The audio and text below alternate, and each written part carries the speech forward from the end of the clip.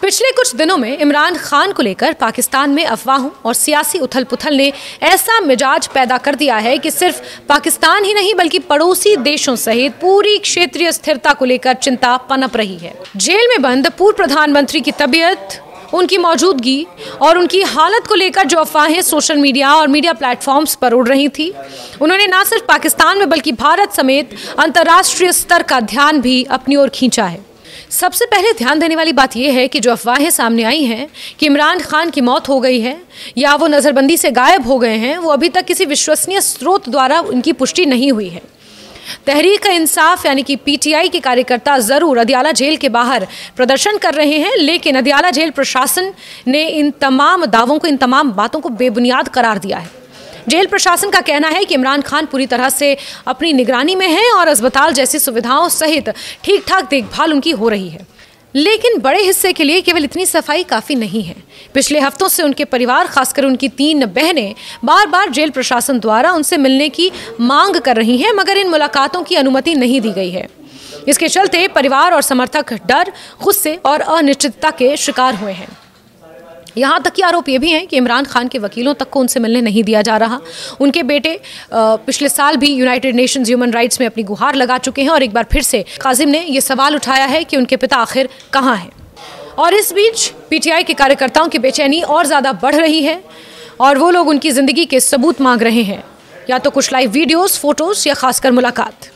आजादी पे डरना क्या है, आजादी गद्दार भी सुन ले, आजादी अगयार भी सुन ले, आजादी मरियम भी सुन ले, आजादी नवाज भी सुन ले, आजादी शहबाज भी सुन ले, आजादी बिलावल सुन ले, आजादी आसिफ भी सुन ले, आजादी जया भी सुन ले, आजादी काशी भी सुन ले, आजादी पटवा भी सुन ले, आजादी कोई आके देखे, आजादी के देखे, आजादी जो जान गया है, आजादी नहीं, कुछ नहीं पता और ना वो बता रहे हैं, और जो लोग जा रहे हैं ना उनको मिलने दे रहे हैं। अभी उनके पार्टी के लोग वहां गए और उन्होंने उनको ना, उनकी मीटिंग शेड्यूल थी, उनको अंदर नहीं जाने दिया। हम लोग गए हैं, पिछले 4 हफ्तों से हम लोगों को नहीं मिलने दे रहे। और यही कारण है कि सोशल मीडिया पर दावे और अफवाहें और ज्यादा तेज हो गई हैं। इसके बाद देश भर में विशेष रूप से चारों सार्वजनिक हिस्सों में समर्थकों ने सड़कों पर उतरना शुरू कर दिया है। जेल के बाहर धरने हुए हैं, प्रदर्शन हुए हैं। बड़ी संख्या में लोग और उनके समर्थक नारेबाजी करते हुए भी नजर आए। यहाँ तक कि खैबर पख्तूनख्वा के मुख्यमंत्री भी खास तौर पर पहुंचे।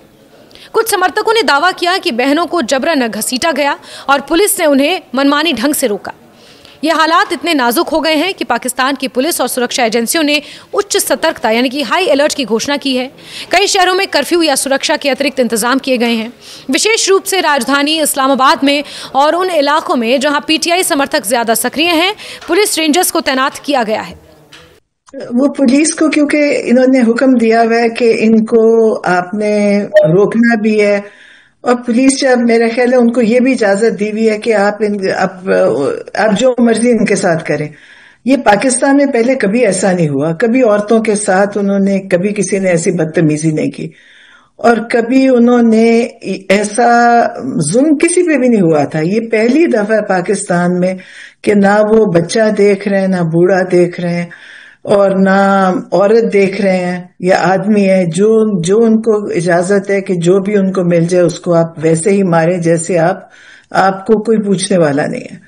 तो ये चल रहा है पाकिस्तान में इस वक्त। एक आप सब दुनिया में सबको ही पता है क्या हो रहा है पाकिस्तान में। पार्टी की मांग है कि सरकार सार्वजनिक रूप से उनकी ताज़ा हालात की जानकारी दे, उन्हें परिवार और वकीलों से मिलने दे और उन लोगों के खिलाफ जांच करे जो मायावी अफवाहें फैला रहे हैं। पीटीआई का ये भी कहना है कि अगर इस तरह के एहतजाज हो रहे हैं और एक मुलाकात भी ना हो तो असलियत क्या है, इसे नकारा नहीं जा सकता। उन अफवाहों का एक पहलू ये भी है कि कुछ मीडिया चैनल्स, घरेलू और अंतर्राष्ट्रीय सोशल मीडिया हैंडल्स ने बड़ी फिराक से मृत्यु या हिंसा की आशंका जैसे दावे प्रसारित किए हैं। इनमें कहा गया है कि इमरान खान को जेल में मौत दे दी गई है या फिर उन्हें किसी भयानक कंडीशन में रखा गया है या किसी डेथ सेल में बंद किया गया है, लेकिन इन दावों की कोई आधिकारिक पुष्टि नहीं हुई है। इन दावों को लेकर उनके बेटे की भी बेचैनी पनपी। खासकर उनके बेटे कासिम खान ने सार्वजनिक रूप से पिता के जीवित होने के सबूत मांगे हैं। इस पूरे मसले पर यूनाइटेड नेशंस ने भी हस्तक्षेप किया है। इन तमाम घटनाओं और दावों ने देश को एक गहरे राजनीतिक और सामाजिक संकट की ओर फिर से धकेल दिया है। जिस तरह अफवाहों ने हद से ज्यादा असर दिखाया है, वो घटना सिर्फ किसी बड़े नेता की व्यक्तिगत समस्या नहीं रहा। ये पाकिस्तान में लोकतंत्र, मानवाधिकारों, न्यायतंत्र, जेल व्यवस्थाओं और मीडिया जागरूकता जैसे गंभीर प्रश्नों को फिर से जन्म देती है। यहाँ से ये बात और समझने लायक है कि इस पूरी स्थिति का पड़ोसी देशों, खासकर भारत जैसे देश के लिए क्या मायने हो सकते हैं। जब कोई देश राजनीतिक उथल पुथल, सामाजिक अशांति या बड़े आम प्रदर्शन की कालारा पर हो तो उसका असर सीमा पार तक पहुंच सकता है। प्रवासन, शरण आश्रय की मांग, विदेशियों की सुरक्षा, खुफिया गतिविधियां, सूचना व्यवस्था और संवेदनशील मसलों पर भी असर नजर आता है।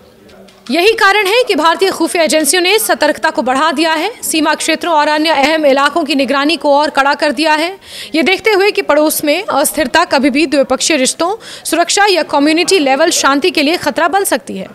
हालांकि अभी तक वकील, परिवार या जेल प्रशासन ने किसी विश्वसनीय सबूत के साथ मौत या गायब होने की पुष्टि नहीं की है।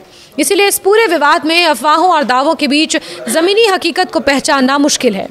Media reports, social media trends, राजनीतिक बयान, समर्थकों की आह और सरकार की चुप्पी, इन सब के बीच एक काली धुंध सी छाई हुई है, जिससे आम नागरिकों, विदेशी पर्यवेक्षकों और अंतर्राष्ट्रीय समुदाय को सिर्फ सुनसान सवाल मिल रहे हैं, ना कि ठोस जवाब।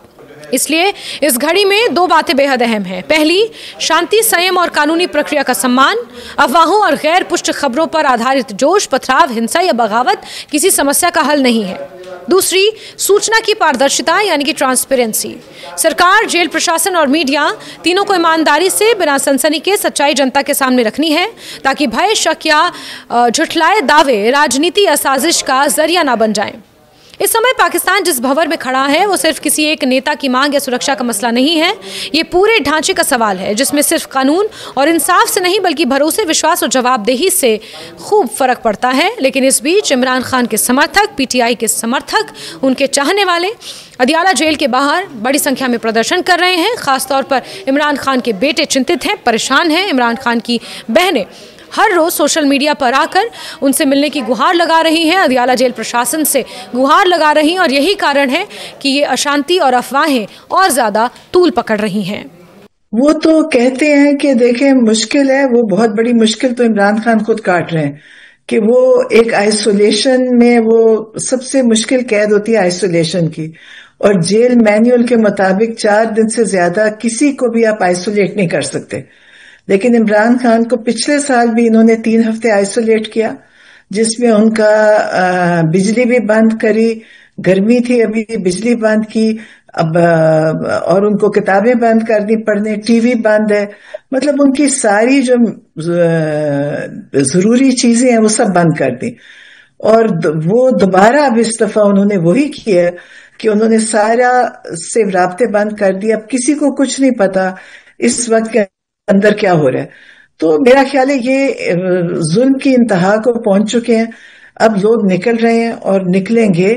आज भी लोग वहां बैठे हुए हैं। हम भी मंगल के दिन वहां गए थे, हम वहां बैठे सारा रात के 12-1 बजे तक। तो अब मेरा ख्याल है कि सिर्फ एक कोई स्पार्क होएगा और इनको फिर पता भी नहीं चलेगा कि लोग किस हद तक जाएंगे। इन्होंने इतना जुल्म किया है कि अब मेरा तो अपना दिल करता है। आप देखें, मुझे तो तकलीफ है, मुझे एक तकलीफ है इमरान खान के लिए, मेरे वो भाई हैं, उस तकलीफ से भी मैं कहती हूँ, और फिर मुझे बाकी सब उन लोगों की तकलीफ है जो बेगुनाह गरीब मिस्कीन लोग उन्होंने जेलों में बंद किए हुए हैं।